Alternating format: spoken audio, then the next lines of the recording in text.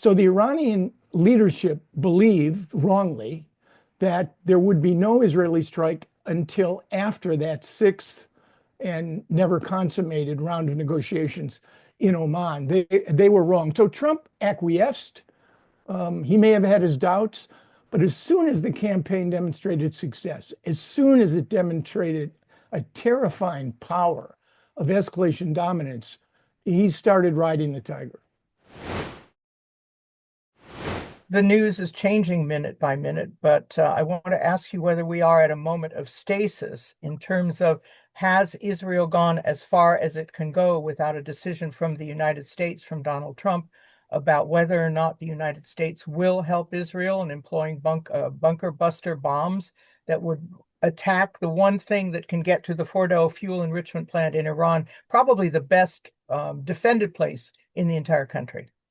Look, I think the Israelis will continue their campaign regardless of whether the president of the United States decides to enter or not. And it's extraordinary what they've managed to accomplish over the course of the last 18 months at some cost, of course. They have escalation dominance. It's a fancy term to describe the following, but it's worth a note in a minute.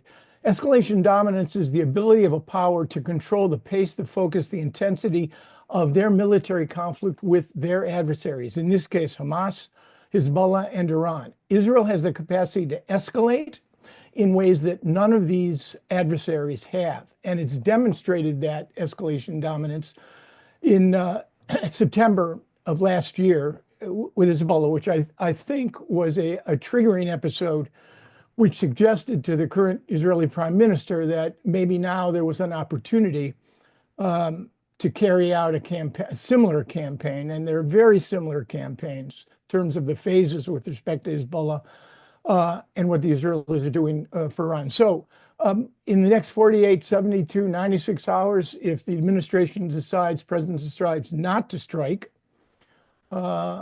comprehensively or selectively, more surgically, I think the Israelis will continue to do what they're doing because, as one retired Israeli general said, and I don't want to trivialize this, people are dying on both sides, innocent people. He said, we're playing soccer with the Iranians. The difference is they don't have a goalie. And the truth is that mental image should conjure up, it does for me, just how much supremacy the Israelis have been able to master and maintain over the skies of Tehran. When this began on June 12th, 13th, Israel time, US time, did Netanyahu get out in front of Donald Trump in this? Was this to any extent a surprise, not in terms of what might be happening, but when it happened?